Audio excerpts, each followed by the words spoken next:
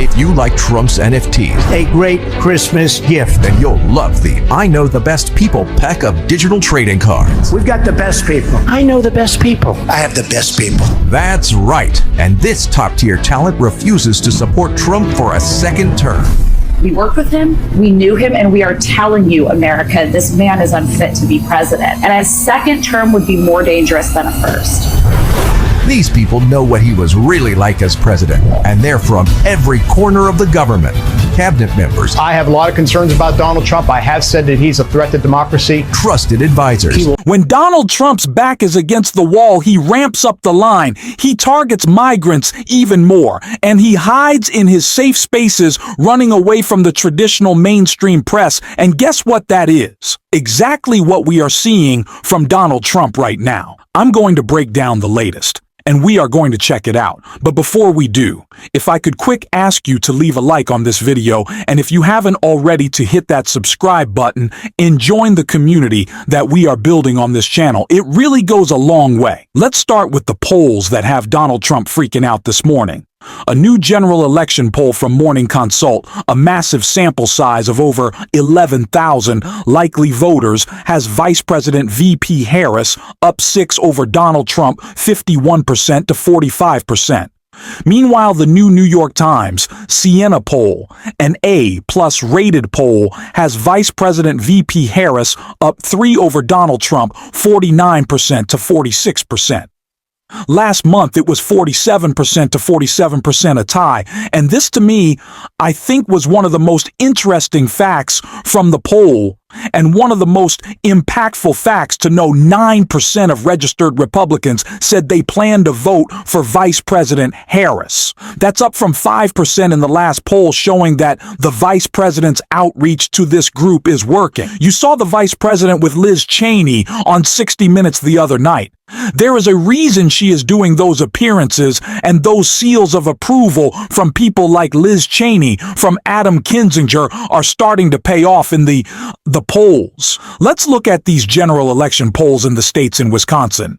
Harris up 2 in Pennsylvania, Harris up 1, and Michigan. Harris up 3 in the new research poll among likely voters in the new Pennsylvania poll, Out for Liberty for Pennsylvania. And the Bullfinch Group. This was commissioned by a Republican group. Let me just emphasize that at the start it has Vice President Harris up 50% to Trump's 46%. Harris up 4 in the Senate. It has Senator Bob Casey up 52% over McCormack's 42%. Another huge poll out there for the Democrats and for Vice President Harris in a must-win state. And it's not just the polls. It is the physical data that is coming in about absentee ballots and mail ballots that are being delivered. We can't tell what the actual votes are, but we can tell the party affiliation of those who have submitted ballots. And so as of now, 27,360 ballots in Pennsylvania has been submitted. That's an extra 797,112 since October 7th, and this data is as of October 8th. Of those ballots that have been submitted, 71.7% have been Democrat. 19% have been Republican, and 88.1% have been other, like non-affiliated and things like that. That is a massive firewall that is building there for Vice President Harris in the Commonwealth of Pennsylvania. Potentially, let's check out Detroit. Detroit leads Michigan right now with absent ballot returns, and they are returning.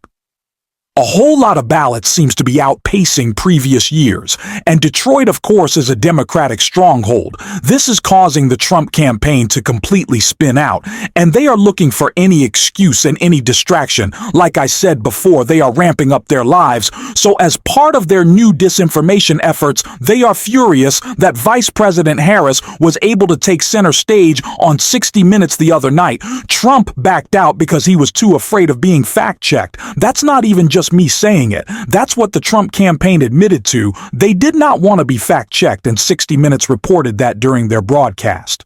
So now the whole thing that Trump is trying to push, and all of his propagandists on social media, was that this was the biggest disaster for Vice President Harris, the end of her campaign. I saw the whole thing. It was fantastic. I know you saw it. I know plenty of people who saw it and thought the vice president did a fantastic job, but Trump needs to ramp up his disinformation efforts because his whole campaign is based on lies and deceit. So the Trump-Vance campaign released this press release saying, Trump campaign demands 60 Minutes release. Unedited Kamala interview transcript on Sunday 60 Minutes teased Kamala's highly anticipated sit-down interview with one of her worst word salads to date, which received significant criticism on social media during the full interview. Monday evening, the word salad was deceptively edited to lessen Harris' idiotic response like, who wrote this? Like a 3-year-old, why did 6 the Minute choose not to air Harris' full word salad, and what else did they choose not to air? The American people deserve the full unedited transcript from Kamala's sit-down interview.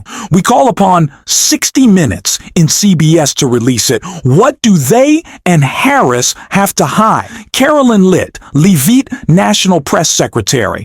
Oh, that answers my question. Who wrote this?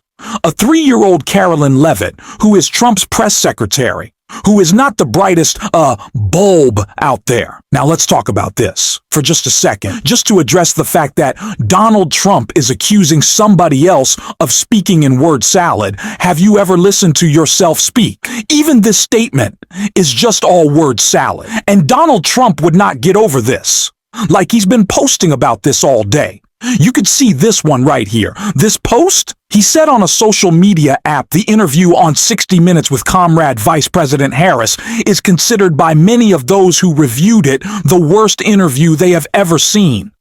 She literally had no idea what they were talking about. Blah, blah, blah, blah, blah. And then he lies about the hurricane efforts again, spreading more disinformation. And he says, I can't imagine anybody living in North Carolina, South Carolina, Georgia, Alabama, Florida, or Tennessee voting for her, showing that he's doing this all to try to win votes. You're just making stuff up. It's lie after lie after lie, and it is harming people. It is putting people's lives at risk.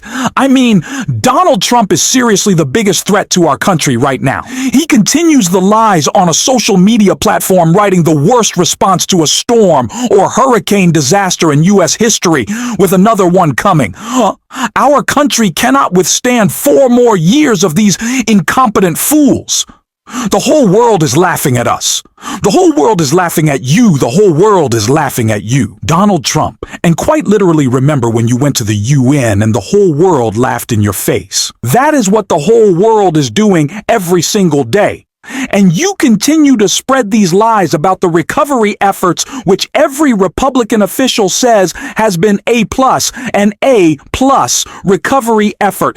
Every first responder on the ground has praised the recovery effort. You are the one trying to politicize this and spread lies, and you are harming people in the process. And you know what? People are even noticing on the ground that these lies are affecting things. Like, let me show you this comment. This is from not a liberal, not a Democrat, not even somebody who even likes speaking with Democrats. This is from Christina Pushaw. She is the press secretary for Ron DeSantis, and she is having to bat down people spreading lies like Donald Trump on social media about the situation in Florida. And this is one of the issues about spreading lies. Like this, you put people's lives at risk, and when you are constantly encouraging people to not trust the government and not trust the experts, you let conspiracy theories like this run wild, and when there is a serious crisis, you put people's lives on the line. So Christina Pushaw, who is Ron DeSantis' press secretary, writes, spreading lies like this could have serious consequences if people in an evacuation zone see this and decide not to evacuate. Despite warnings from state and local emergency management, they are unnecessarily putting their own lives and lives of first responders at great risk. Like I said before, this is why sowing so much distrust and experts and the government is so dangerous. It leads to situations like this. When crisis strikes, Donald Trump also writes on a social media platform in all caps, "Anybody that cheats on the election is going to jail." I'll just say, Donald, you may not know how right you are. We will let Special Counsel Jack Smith take care of that after the election. Donald Trump continues to spread lies on a social media writing. "I was the one who got $35 insulin, not Lyon Harris."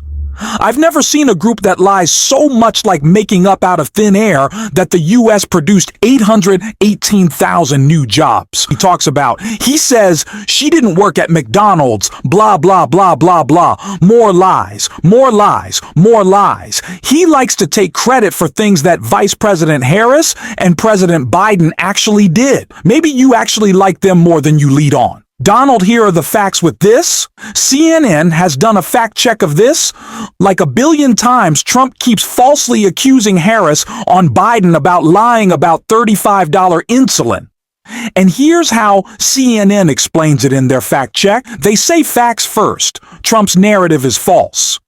He did create a $35 per month cap on insulin for some people on Medicare through a voluntary program that prescription drug plans could choose to participate in, but he did not sign a law to secure the funding of the program. Biden and Harris did get a law passed, and that law created a permanent $35 per month on Medicare insulin policy that went far beyond Trump's. The law ensured that all 3.4 million plus insulin users on Medicare, not just some of them, got $35 per month insulin. It did so through a mandatory cap that not only covers more people than Trump's voluntary cap did, but also applies to a greater number of insulin products than Trump's did, and stays in effect at a level of individual drug spending at which Trump's cap disappeared. Facts first. Thank you for that fact check, CNN. Now I want to play you a video. Donald Trump has frequently liked to say that he had the best people around him, right? But I think we've noticed the pattern over these past few years that all of Trump's best people are saying that you should not support him for a second term. This to me, and I hope to you, says a whole lot. Here is our new short. If you like Trump's NFTs, A great Christmas gift. then you'll love the I Know the Best People pack of digital trading cards. We've got the best people. I know the best people. I have the best people. That's right. And this top-tier talent refuses to support Trump for a second term. We worked with him, we knew him, and we are telling you, America, this man is unfit to be president. And a second term would be more dangerous than a first. These people know what he was really like as president, and they're from every corner of the government. Cabinet members, I have a lot of concerns about Donald Trump. I have said that he's a threat to democracy. trusted advisors, He will always put his own interests and his own ego ahead of everything else. intelligence officials, It appalls me that he could be elected president again. White House staff, A vote for Donald Trump is a vote for a fascist government. military leaders, We don't take an oath to a king or a queen or to a tyrant. the vice president, Anyone who asks someone else to put them over the Constitution should never be president of the United States again. and the pack keeps getting bigger. So for the cost of one vote this November, you'll get bodily autonomy, a president who isn't a convicted felon, the American system of government, free and fair elections, a first gentleman named Doug, and so much more. Never have there been so many defectors from a single administration. So if you want to be one of Trump's best people, don't support him for a second term. I love that video. And if you want to support that, as always, you can hit that subscribe button, leave a like on this video. And if you're stuck around at the end, drop a blue heart in the comments or just say, "I." And until next time, I'll see you soon.